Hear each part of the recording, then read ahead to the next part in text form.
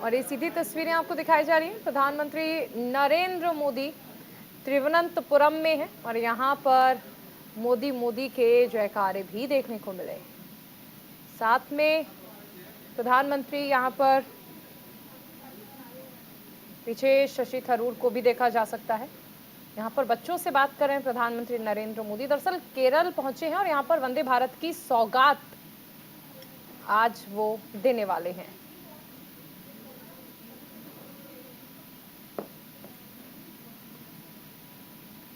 दूसरी तस्वीरें road show के दौरान की हैं। प्रधानमंत्री नरेंद्र मोदी ने यहाँ पर रोड शो किया था और वहां पर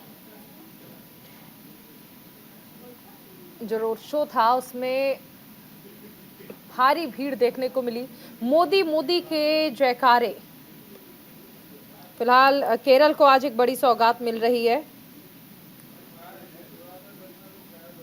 वंदे भारत ट्रेन आज सौंप दी जाएगी।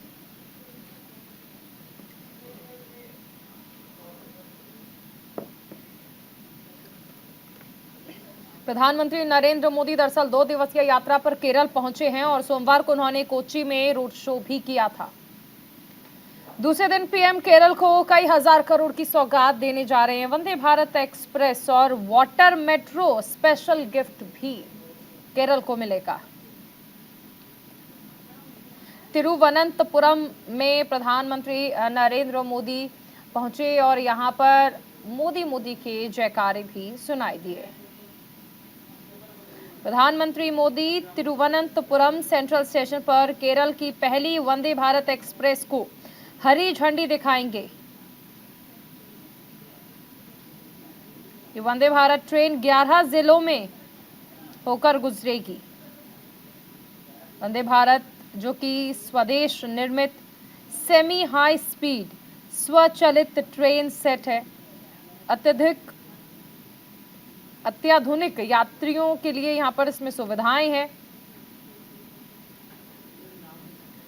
कुल मिलाकर प्रधानमंत्री केरल में 3200 करोड़ रुपए से अधिक की विभिन्न परियोजनाओं का शिलान्यास और उद्घाटन करेंगे। कोच्चि वाटर मेट्रो का भी देखिए उद्घाटन किया जाएगा क्योंकि केरल में है प्रधानमंत्री।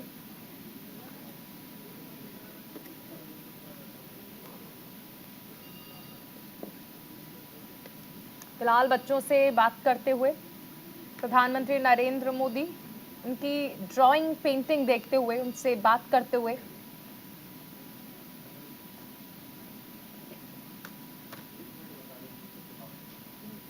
देखिए केरल को प्रधानमंत्री क्या सौगात दे रहे हैं ये भी आपको ग्राफिक्स के जरिए हम बता रहे हैं। 3200 करोड़ की सौगात प्रधानमंत्री नरेंद्र मोदी केरल को देने वाले हैं।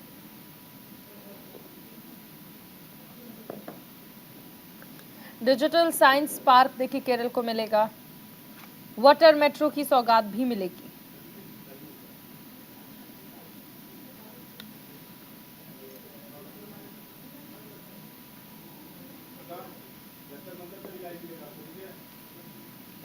तिरुवनंतपुरम में मोदी मोदी बड़ी सौगात केरल को।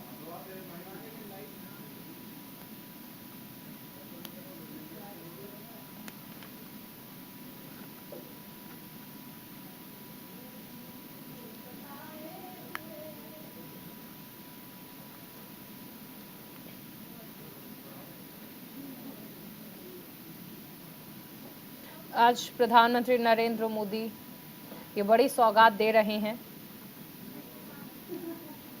आज राष्ट्र को वाटर मेट्रो भी सौंपेंगे प्रधानमंत्री।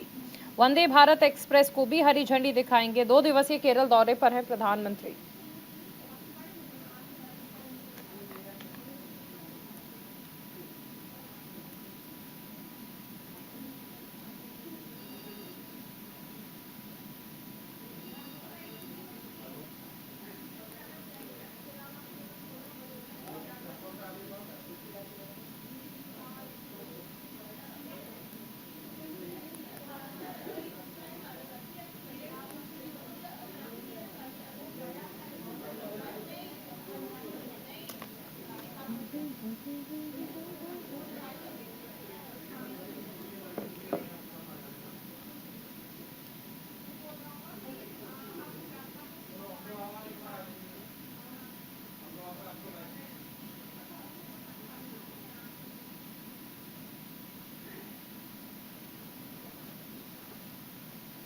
इस बीच एक बड़ी खबर आपको बता दें, राहुल गांधी का केंद्र सरकार पर बड़ा हमला। कर्नाटक में चुनाव प्रचार के दौरान हमला बोला है, जीएसटी लाया गया।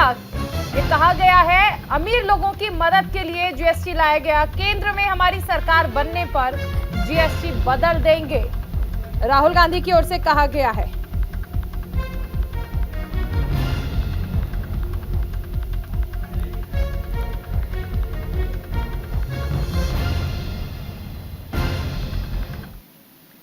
एक बार फिर से चलते हैं केरल, जहां पर प्रधानमंत्री नरेंद्र मोदी हैं और वंदे भारत एक्सप्रेस की सौगात दे रहे हैं। ये हरी झंडी दिखा रहे हैं प्रधानमंत्री नरेंद्र मोदी केरल को, एक बड़ी सौगात आज, ये देखिए। और इसी के साथ प्रधानमंत्री नरेंद्र मोदी ने वंदे भारत एक्सप्रेस को हरी झंडी दिखा दी है।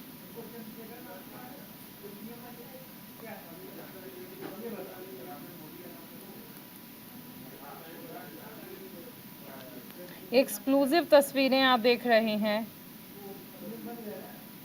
प्रधानमंत्री नरेंद्र मोदी ने केरल को वंदे भारत एक्सप्रेस की सौगात दे दी है।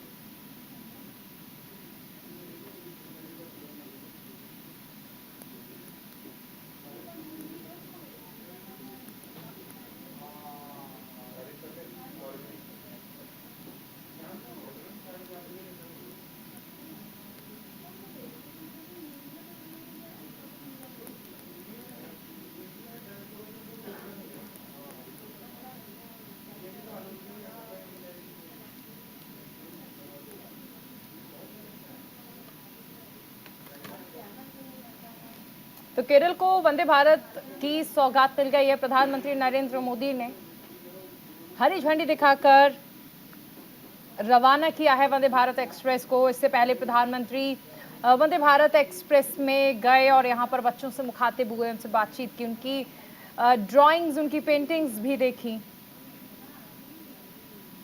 तिरुवनंतपुरम में प्रधानमंत्री नरेंद्र मोदी, और 2 दिवसीय ये दौरा है और एक के बाद एक बड़ी सौगात केरल को मिल रही है।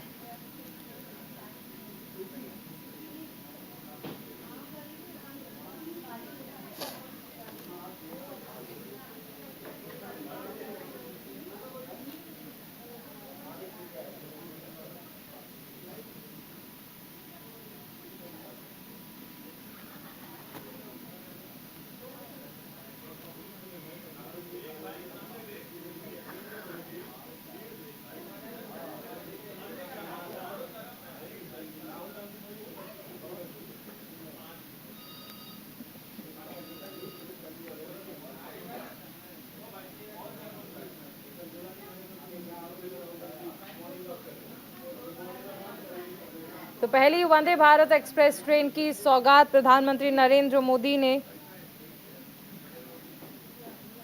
केरल को दे दी है। हरी झंडी दिखाकर रवाना किया गया है वंदे भारत एक्सप्रेस को, और इसी के साथ एक बड़ी सौगात केरल को मिल चुकी है। कई सारी सौगात दरअसल प्रधानमंत्री नरेंद्र मोदी इस दौरान देने वाले हैं। एक बड़ी खबर दिल्ली से, इस वक्त की बड़ी खबर है। जंतर पर पहलवानों के धरने का आज 3रा दिन है। रेसलिंग फेडरेशन ऑफ इंडिया के अध्यक्ष के खिलाफ एफआईआर दर्ज करने की मांग की जा रही है। रेसलर्स ने सुप्रीम कोर्ट में याचिका दायर की है। जंतर मंतर पर पहलवानों के धरने का आज 3रा दिन है और आपको बता दें कि WFI के अध्यक्ष ब्रजभूषण शरण सिंह, जो कि बीजेपी के सांसद भी हैं, उनके खिलाफ यौन उत्पीड़न का आरोप लगाया गया है।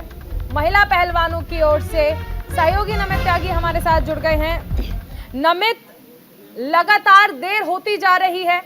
पहलवानों ने दूसरी बार धरना शुरू किया है और उस धरने का आज 3रा दिन है, लेकिन क्यों आखिर ऐसा हो रहा है कि महिला रेसलर्स जो लगातार कह रही हैं कि हमारे साथ यौन उत्पीड़न किया गया है, लेकिन उसके बावजूद डब्ल्यूएफआई अध्यक्ष पर कोई कार्रवाई नहीं हो रही है, एफआईआर नहीं हो रही है और अब सुप्रीम कोर्ट में याचिका दायर करनी पड़ी है। क्या सिर्फ और सिर्फ बीजेपी के सांसद हैं इसलिए उन्हें इतना प्रिविलेज मिल रहा है?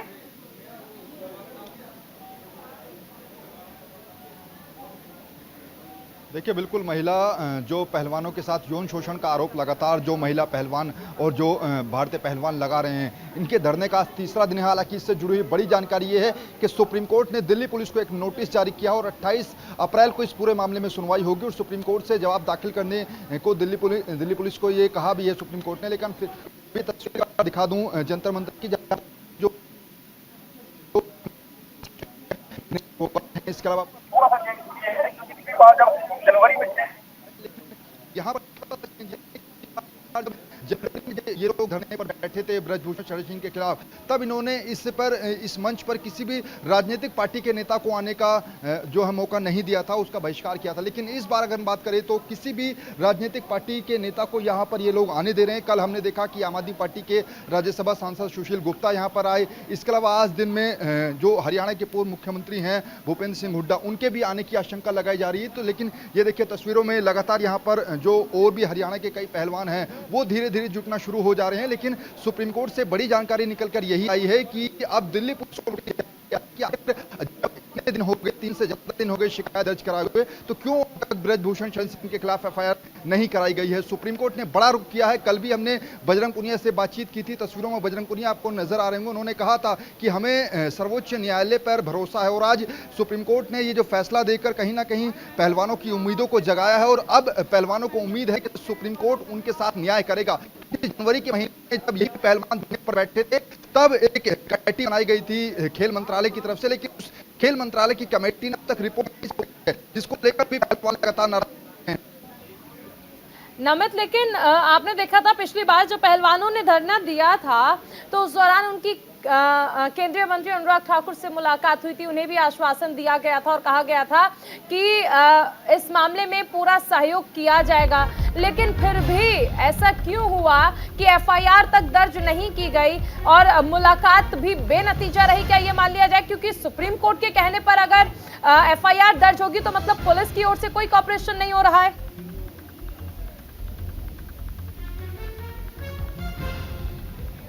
देखिए, बिल्कुल कल भी पहलवानों ने यही कहा था कि जो ब्रजभूषण शरण सिंह है, जो भारतीय कुश्ती संघ के अध्यक्ष हैं, वो बीजेपी के सांसद भी हैं, इसलिए पॉलिटिकल श्रेय उनको मिल रहा है, ये पहलवान लगातार कह रहे हैं। और जो जनवरी में कमेटी बनाई गई थी उस पर भी कल पहलवानों ने कहा कि हम लोगों को झूठा झांसा दिया गया था, हमें बहला फुसलाकर यहाँ से भेज दिया गया था। लेकिन 3 महीने से ज़्यादा का वक्त हो गया है, ना ही उस कमेटी ने कोई रिपोर्ट पेश की है। और कनॉट प्लेस के थाने में 3 दिन पहले इन्हीं पहलवानों ने जो महिलाओं के साथ यौन शोषण का आरोप ये लोग लगा रहे हैं, उसके ब्रजभूषण शरण सिंह के शिकायत दर्ज कराई थी। लेकिन 3 दिन से ज्यादा का वक्त गुजर गया है, अभी तक एफआईआर दर्ज नहीं हुई है। और यही वजह थी कि अब इन लोगों ने पहलवानों ने सुप्रीम कोर्ट का रुख किया और सुप्रीम कोर्ट ने सीधे सीधे इस पूरे मामले पर हस्तक्षेप करते हुए अब जो 28 अप्रैल है उस दिन सुनवाई होगी और दिल्ली पुलिस को भी नोटिस जारी किया है कि आखिर अब तक एफआईआर आप लोगों ने क्यों नहीं दर्ज की। नमित, अब क्या लगता है? पहलवानों ने हालांकि माननीय सुप्रीम कोर्ट का शुक्रिया अदा किया है और वो खुश हैं इस बात से कि चलिए अब जो उनकी मांगे हैं, जो वो चाहते थे कि एफआईआर दर्ज वो हो जाएगी। लेकिन अभी आगे प्रदर्शन को लेकर क्या जानकारी है? क्या एफआईआर दर्ज होने तक यहीं पर रुकेंगे पहलवान या फिर आगे भी ये धरना जारी रहेगा? फिलहाल धरने को लेकर क्या जानकारी है?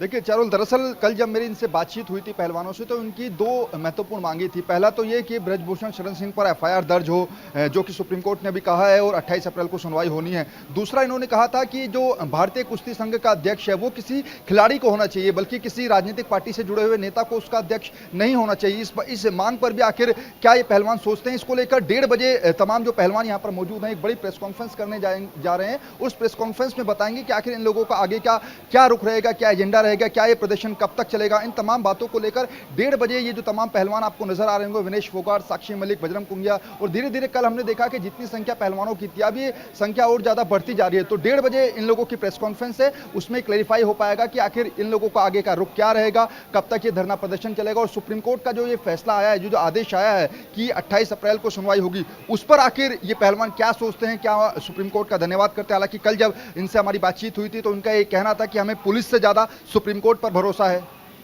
बिल्कुल अमित, आप नजर बनाए रखें। फिलहाल इस जानकारी के लिए शुक्रिया।